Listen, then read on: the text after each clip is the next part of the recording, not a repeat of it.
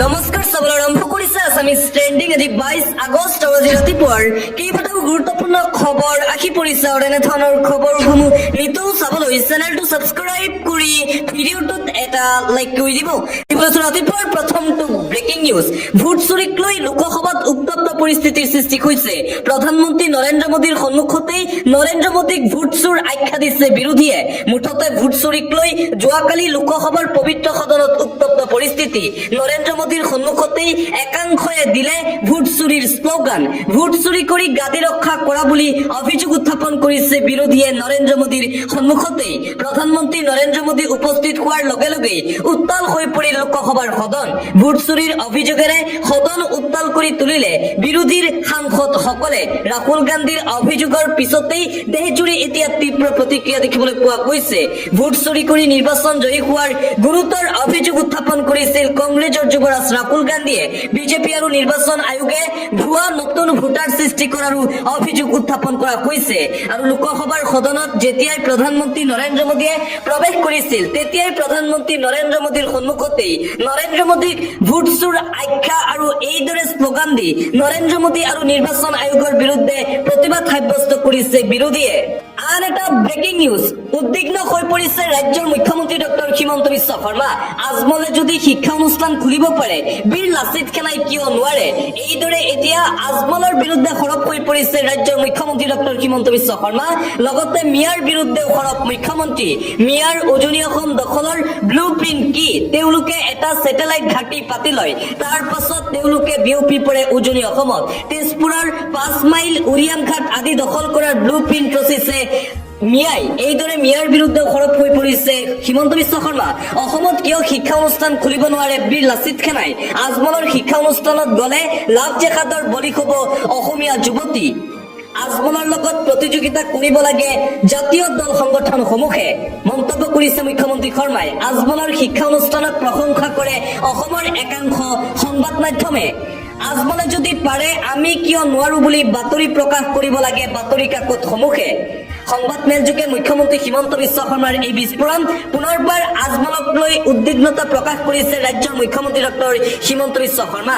আজমলে যদি অসমত শিক্ষা অনুষ্ঠান খুলিব পাৰে তেন্তে বীৰ লাচিত খানাই কিয় শিক্ষা অনুষ্ঠান খুলিব নোৱাৰে বুলি প্ৰশ্ন উত্থাপন কৰিছে মুখ্যমন্ত্ৰীয়ে। মুঠতে আজমলৰ শিক্ষা অনুষ্ঠানক লৈ এতিয়া চিন্তিত হৈ পৰিছে ৰাজ্যৰ মুখ্যমন্ত্ৰী শৰ্মা। আজমলৰ শিক্ষা অনুষ্ঠানে অসমত লাভ জেহাদৰ দৰে ঘটনা বৃদ্ধি কৰিছে বুলিও মন্তব্য মুখ্যমন্ত্ৰী শৰ্মাৰ। লগতে মুখ্যমন্ত্ৰী হিমন্ত বিশ্ব শৰ্মাৰ মন্তব্য, খিলঞ্জীয়া অসমীয়াৰ মাজত নাই দক্ষ শ্ৰমিক। দক্ষতা বিকাশ প্ৰতিষ্ঠান ITIত নাই খিলঞ্জীয়া অসমীয়া ছাত্ৰ। মুখ্যমন্ত্ৰীৰ ভাষ্যত প্ৰকাশ পালে চাঞ্চল্যকৰ তথ্য। মুঠতে অসমৰ ভৱিষ্যতক লৈ এতিয়া উদ্বিগ্ন হৈ পৰিছে ৰাজ্যৰ মুখ্যমন্ত্ৰী ডক্টৰ হিমন্ত বিশ্ব শৰ্মা। খিলঞ্জীয়া অসমীয়াৰ মাজত নাই দক্ষতা বিকাশ প্ৰতিষ্ঠান ITIত নাই খিলঞ্জীয়া অসমীয়া ছাত্ৰ, যাৰ বাবে এতিয়া চিন্তিত মুখ্যমন্ত্ৰী শৰ্মা। মুখ্যমন্ত্ৰীৰ ভাষ্যতেই প্ৰকাশ পালে এই চাঞ্চল্যকৰ তথ্য। আনকি মেডিকেল কলেজতো হ্ৰাস পাইছে খিলঞ্জীয়া অসমীয়া শিক্ষাৰ্থীৰ সংখ্যা। এয়া ভয়ানক তথ্য প্ৰকাশ কৰিছে মুখ্যমন্ত্ৰীয়ে।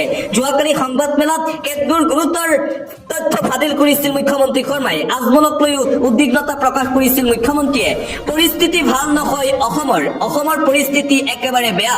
অসমত হ'ব নেকি ৰাষ্ট্ৰপতি শাসন? মুখ্যমন্ত্ৰীয়ে স্বীকাৰ কৰিছে নিজৰ ব্যৰ্থতা।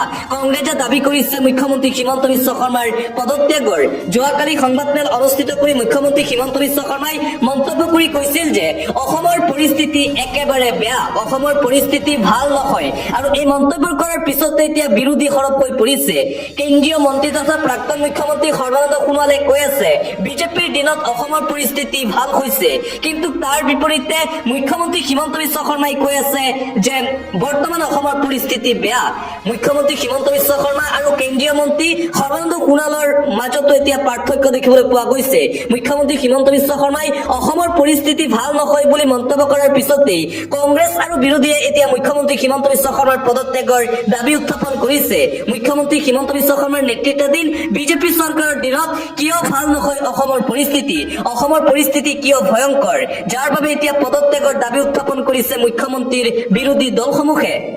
আন এটা ব্ৰেকিং নিউজ অসমৰ মাটিত শ শ নগা লোক উপস্থিত হৈছে নগাই খেদিছে জেচিবি চালকক উচ্ছেদ অভিযান চলি থকাৰ মাজতেই নগাৰ এই উগ্ৰ ৰূপ দেখিবলৈ পোৱা গৈছে মুঠতে উৰিয়ামঘাটৰ ৰেংমা বনাঞ্চলত নগা দুৰ্বৃত্তৰ আগ্ৰাসন অব্যাহত আছে নগাৰ দপদপনি পুনৰবাৰ দেখিবলৈ পোৱা গৈছে উৰিয়ামঘাটত মিয়াক উচ্ছেদ চলোৱাৰ পিছতেই নগা দুৰ্বৃত্তৰ দপদপনি অসমৰ মাটিত শ শ নগা লোক উপস্থিত হৈছে অসমৰ মাটিত অসমৰ কাম বন্ধ কৰিলে নগা লোকে আৰক্ষী অধীক্ষকৰ সন্মুখতেই নগাই বন্ধ কৰি দিলে কাম নগাৰ ভাবুকিত সুৰক্ষিত স্থানলৈ জেচিবি সহ জেচিবিৰ ড্ৰাইভাৰ ভয়ত কাম এৰি শ্ৰমিকসকল হল ৰাওনা নগাৰ ভয়ত এতিয়া স্থানীয় খিলঞ্জীয়া লোকো ভয় খাইছে উৰিয়ামঘাটত চকু মুদা কুলিৰ ভাৱত সৰুপথাৰ প্ৰশাসন কেমেৰা দেখি আঁতৰি গল সৰুপথাৰ সমজিলা আয়ুক্ত মুঠতে নগাৰ দপদপনি অব্যাহত আছে নগাৰ ৰুদ্ৰ ৰূপ দেখি হাতজোৰ কৰিবলৈ বাধ্য হৈছে অসম আৰক্ষীয়ে অসমৰ মাটিতে নগা দুৰ্বৃত্তই দিলে ভাবুকি আৰু যোৱাকালি মুখ্যমন্ত্ৰী হিমন্ত বিশ্ব শৰ্মাই সংবাদমেল অনুষ্ঠিত কৰি কৈছিল যে উৰিয়ামঘাটত কোনো নগা লোকে আগ্ৰাসন চলোৱা নাই কিন্তু তাৰ বিপৰীত দৃশ্য ইতিমধ্যে সামাজিক মাধ্যমত ভাইৰেল হৈ পৰিছে নিতৌ নগাই এতিয়া উপদ্ৰৱ চলাইছে উৰিয়ামঘাটত নগাৰ বাবে এতিয়া উৰিয়ামঘাটৰ স্থায়ী খিলঞ্জীয়া লোকসকল শংকিত হৈ পৰিছে নগাৰ দপদপনি দিনে দিনে বৃদ্ধি পাই আছে উৰিয়ামঘাটত আৰক্ষী আৰু নগাৰ মাজত হতাহতিৰ ঘটনা সংঘটিত হৈছিল যোৱাকালি অসম নাগালেণ্ড সীমান্তত নগাৰ তাণ্ডৱ আৰক্ষীক বাধা একাংশ নগাৰ উত্তপ্ত পৰিস্থিতি আৰক্ষীয়ে আনকি নগা লোকসকলক হাতজোৰ কৰি সেই স্থান ত্যাগ কৰিবলৈ অনুৰোধ কৰিছিল আৰু সেই দৃশ্যও সামাজিক মাধ্যমত ভাইৰেল হৈ পৰিছিল মুঠতে হিমন্ত বিশ্ব শৰ্মাৰ মন্তব্য আৰু আচল দৃশ্য যেন পৃথক পৃথক এতিয়া উৰিয়ামঘাটত দিবলৈছো আন এটা অতিকৈ গুৰুত্বপূৰ্ণ খবৰ এটা ব্ৰেকিং নিউজ প্ৰধানমন্ত্ৰী নৰেন্দ্ৰ মোদীৰ ডিগ্ৰী বিতৰ্ক ৰায়দানৰ দিন পিছুৱালে ন্যায়ালয়ে পিছুৱাই দিলে দিন প্ৰধানমন্ত্ৰী নৰেন্দ্ৰ মোদীৰ স্নাতক ডিগ্ৰীৰ বিতৰ্কৰ সন্দৰ্ভত দিল্লী উচ্চ ন্যায়ালয়ে প্ৰদান কৰিব ৰায়দান 20 আগষ্টত প্ৰধানমন্ত্ৰী নৰেন্দ্ৰ মোদীৰ ডিগ্ৰী বিতৰ্কৰ সন্দৰ্ভত ৰায়দানৰ দিন ধাৰ্য কৰিছিল দিল্লী উচ্চ ন্যায়ালয়ে কিন্তু প্ৰধানমন্ত্ৰী নৰেন্দ্ৰ মোদীৰ স্নাতক ডিগ্ৰীৰ বিতৰ্কৰ ৰায়দানৰ দিনা দিল্লী উচ্চ ন্যায়ালয়ত উপস্থিত নাছিল ন্যায়াধীশ প্ৰধানমন্ত্ৰী স্নাতক ডিগ্ৰীৰ বিতৰ্কৰ সন্দৰ্ভত ৰায়দান কৰাৰ কথা আছিল দিল্লী উচ্চ ন্যায়ালয়ৰ ন্যায়াধীশ শচীন দত্তৰ বিচাৰপীঠে ন্যায়াধীশগৰাকী উপস্থিত নথকাৰ বাবে 20 আগষ্টৰ সলনি 25 আগষ্টলৈ পিছুৱাই দিয়া হ'ল ৰায়দানৰ দিন যাক লৈ এতিয়া সন্দেহ কৰিছে বিৰোধীয়ে প্ৰধানমন্ত্ৰী নৰেন্দ্ৰ মোদীৰ ডিগ্ৰী বিতৰ্ক প্ৰকৃত সত্য কি সেয়া জানিবলৈ চেষ্টা কৰিছে ভাৰতীয় লোকে প্ৰধানমন্ত্ৰী নৰেন্দ্ৰ মোদীৰ ডিগ্ৰী কি সেয়া ৰাজহুৱা কৰিব লাগে এইদৰে এতিয়া আহ্বান জনাইছে